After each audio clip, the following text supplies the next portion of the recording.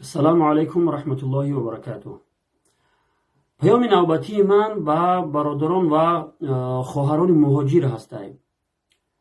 متاسفانه بسیار وقتی که شهرهای رسمی میبیان برای خودشون نامهای غیر اسلامی را اختیار میکنن، یعنی نامهای روسی را اختیار میکنن. من برادر پرسید که همین از جانب شریعت چه حکمهایی داره.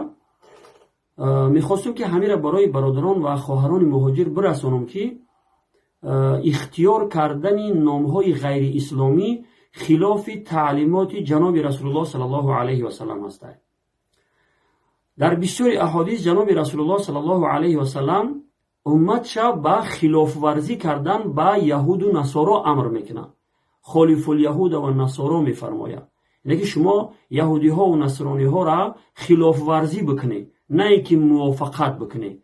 وقتی که برادر و خواهر که نام غیر اسلامی را برای خودش اختیار میکنه، مثال روسیه میبینن نام های ساشا و ساویک، سرگی و الگ میمونن نامشون. این بسیار در شأن یک مرد و زن مسلمان بسیار کار زشت و ناپسند هست. برادر عزیز، این کار در شریعت ناجایز و کار حرام است. برادر عزیز، از این کار به سختی پرهیز بکنیم. نیا کنه که برادر عزیز همین قومی که از دین و آیین و از خدا و پیامبر ما بیزار هستند، ما کوشش میکنیم که برای اینها آسانی بیاریم.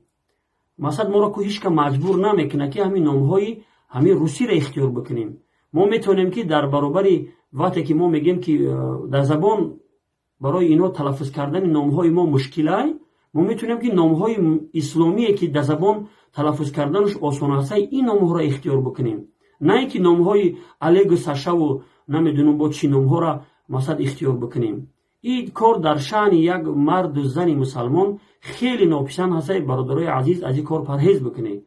شما اگر پیامبرتون دوست می‌داره، از پیامبر تو پیروی بکنید. پیامبر صلی الله علیه و سلم امر میکنه امت که یهودی ها و نصرانی ها را شما خلاف ورزی بکنید. پس چگونه شما به خودتون اجازت میتیش، چگونه شما جرأت میکنه و یک کاری که یگان کس شما را مجبور کردگی نیست، اختیاری یک کاری را میکنه که در او کاری شما مخالفت با دستورات جناب رسول الله صلی الله علیه و سلم است. از این کار برادران عزیز قطعاً بپرهیزید. پرهیز کنید. کار بسیار در شأن یک مرد و زن مسلمان بسیار ناپسند هست. و السلام علیکم و رحمت الله و برکاته.